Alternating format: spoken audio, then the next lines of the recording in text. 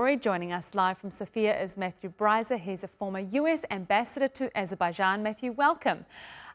So firstly, how much of a milestone is it that these two leaders have met in person directly? Well, it's the fact that they've met isn't the milestone. It's that they've met without any mediators. That's the first time that's happened. It's always been either the United States or I was the co-chair, the United States co-chair of a group called the Minsk Group or the OSCE. So we had an ambassador from the US, from Russia, from France that would mediate, or the EU had mediated. So this is the first time the two national leaders have met on their own together. And that is a big milestone. And it's indicative of the fact that they are so close to reaching a peace treaty that they don't need any outside mediation. They trust each other. I know for a fact they both like each other, they trust each other, and they're both committed to wrapping things up. And Matthew, I understand the talks lasted about 5 hours, which is surely a good sign. What do you think were the central topics that the two discussed? So one of the topics is the elimination of the group that I just mentioned, of which I used to be the U.S. representative, which was the mediation by the Organization of Security and Cooperation in Europe, co-chaired by the U.S., Russia, and France.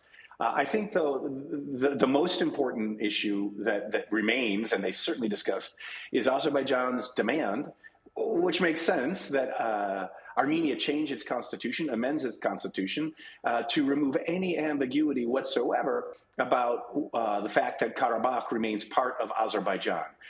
There are compromises possibly out there that maybe the Constitutional Court of Armenia could make a statement that eliminates that ambiguity without a change in Armenia's constitution.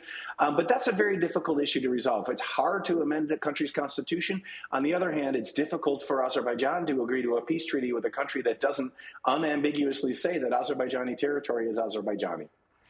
And Matthew, can you give us a bit of a picture of the wider geopolitical situation in the region? I mean, is Russia's influence slipping, and is that also a reason for Azerbaijan and Armenia to move towards normalizing their ties?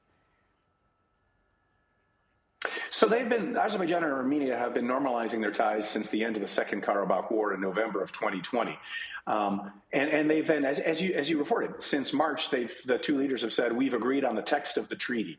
What has happened since is that, yes, Russia's geopolitical standing in the South Caucasus has, at least in Azerbaijan and Armenia, has decreased dramatically. On the one hand, under Prime Minister Pashinyan, Armenia has been moving away from Russia's political and economic and military organizations and toward the European Union and the United States. And when it comes to Azerbaijan, after a very warm relationship that reached a pinnacle last November when President Putin became the first Russian president ever to visit Azerbaijan, the relationship has fallen apart. The main cause, the initial cause, was the shoot down of an Azerbaijani airliner, tragically, on December 25th last year, for which President Putin never took responsibility when it was clear that Russian air defenses shot down, accidentally, of course, that airplane. And since then, there's been a tit-for-tat exchange of gestures by each side against the other, by Russia and by Azerbaijan against each other. And so now Russia stands in a situation where it's maybe losing its centuries-old strong position in Armenia, and it's going to be having difficulties to maintain strong relations with Azerbaijan. Certainly interesting developments in that region. Matthew Bryza, former US ambassador to Azerbaijan, thank you so much for your analysis.